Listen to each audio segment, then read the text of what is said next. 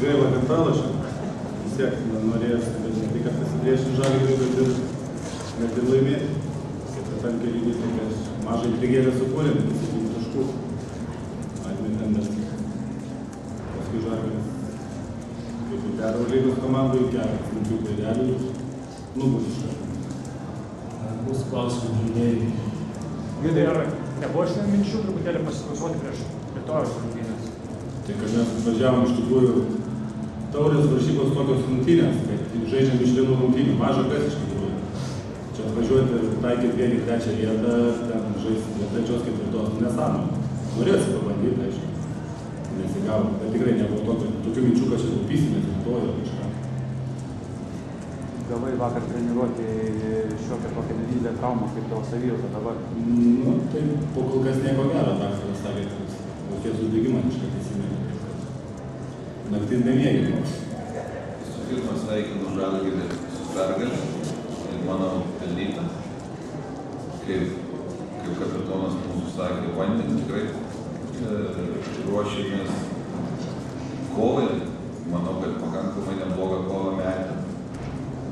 Šiek tiek gal resursų pritrūkom to šaltakraujiškumo ketvirtam kėlinyje ir antro kėlinio antrą pusę iš tikrųjų Žalgiris paėmė į nagą, kaip praktiškai nieko negalėjo padaryti.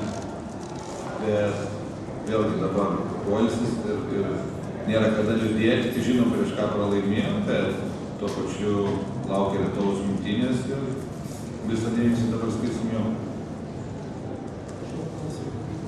Antros rungtynės pralaimėtos iš eilės Žalgiriui 12 taškų skirtumų berods. Ar tai geras rezultatas?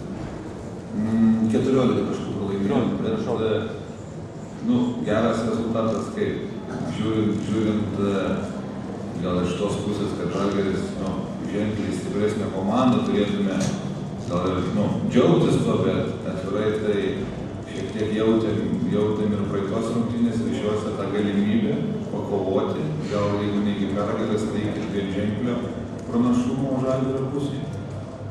Ir gal tiek liūdina, kad nepasinaudojame ir laisvų metimų nepataikome ir tokios vaikiškos klaidos. Bet vėlgi jos visos yra forsuojami Žalgirio. Bet noriu padėkoti ir pabrėžti, kad esu labai dėkingas savo vyram dėl nusiteikimo, dėl darbo. Vėlgi yra sunku žaisti prieš Žalgirį pusfinalį, kai aplinkui visi jau tave nurašinėja ir vos verčia galvoti apie rungtynes dėl trečios vietos. Tai labai džiaugiuosi, kad vyrai taip nedarė ir visi, kas buvo aikštelė, kovojo. Ir manau, kad dabar pradėsim atgal jėgas ir, kaip sakiau, rytoj kovoti dėl bronzos. Treneri turėsite jėgų atgauti šiek tiek keliom valandom daugiau negu varžovai, tai gali turėti nors kiek. Nežinau, gal galima būtų sulyginti, kadangi šiemet Lietuvos krepšinio lygoje žaidė 2 dienas iš eilės. Ir, tarkim, aš pats, kai dirbau Palangoje, tas atstumai būdavo, tas poilsis net gal ir skiriasi. Bet šiuo atveju nenorėčiau sakyti, pats nesu su to susidūręs, ar kažkoks mums pranašumas, ar varžovų, vėlgi tiem 24 valandos praktiškai poilsio nesigaus, bet, sakau, taip, sunku dabar atsakyti. Kovosi dėl bronzos medalių, gal nepasakysit, bet Rudvis ir Pieno žvaigždės. Eisiu žiūrėti, kaip ir jūs visi eisiu žiūrėti, kas laimės, šiuo atveju kas pralaimės, eisiu žiūrėti. Bet jeigu atvirai nesiremų, nei tų, ir aišku, gal Prienų mes dar šiemet nesam nugalėję.